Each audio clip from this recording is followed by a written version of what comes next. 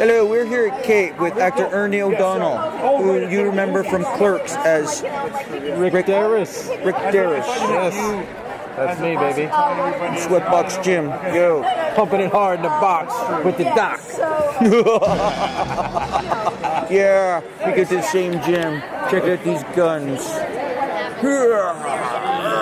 I think I grew up. Okay, yeah. Let me rub that way. There you go. His legs slip. It's like the thumper thing happening. That's right. It's my weakness. That's We right. won't tell anyone.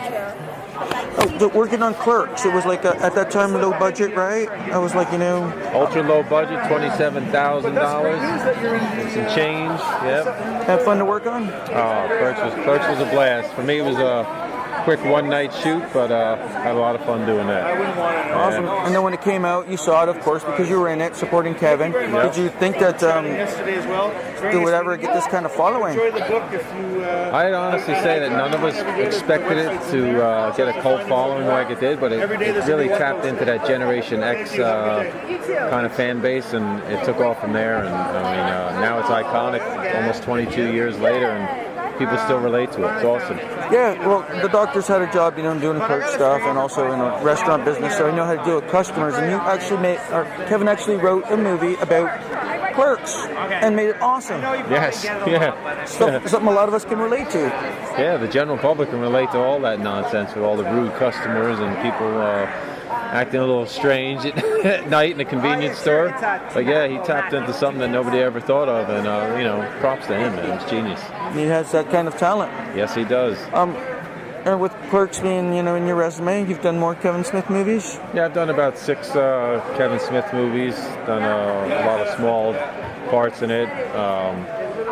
We're talking about possibly doing Moosejaws coming up. Moosejaws. Tell me about Moosejaws. Well, it's basically Jaws on land.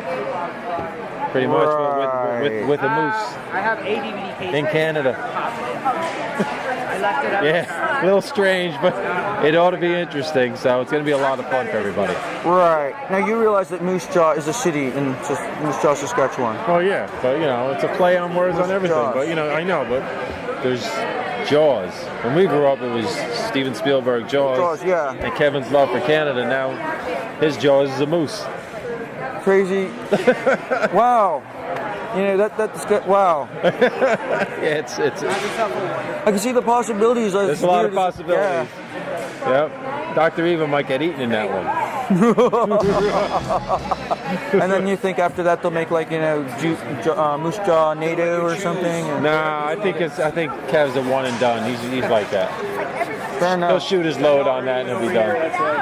Where in Canada will they be filming? In a couple of minutes, just look up Newsweek, do a quick photo. You got it, pal. Right. See that? Everybody wants We're gonna hide his body later. Okay. We don't look at that much fun do these guys.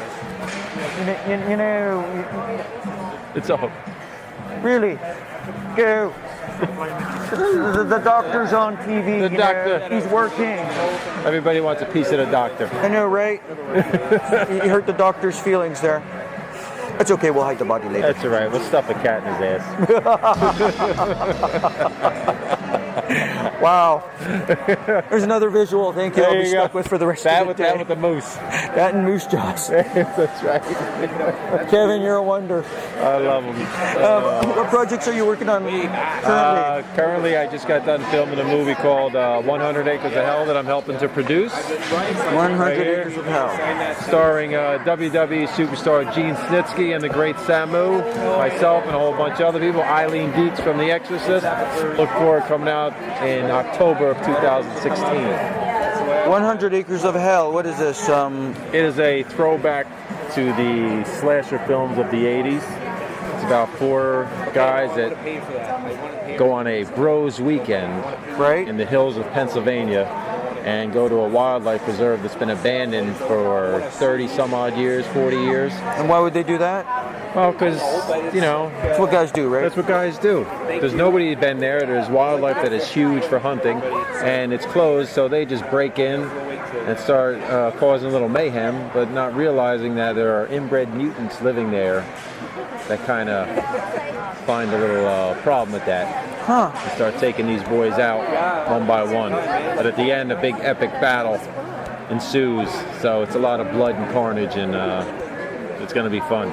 Now, most horror movies usually have girlfriends that are half naked running around. Not in this. We have a handful of young, beautiful women in the film, but we're more about the scares and the gore. Of course, yeah. Well, everyone's got to die, and everyone's like, oh yeah, everybody's dying. We don't know who dies though and who makes it to the end.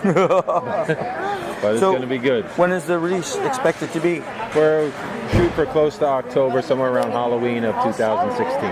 All right, the dog looks forward to 100 Acres of Hell, baby.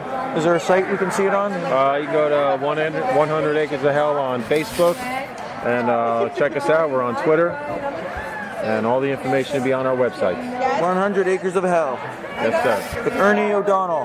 Thanks to the doc, Rick Darris and the doc.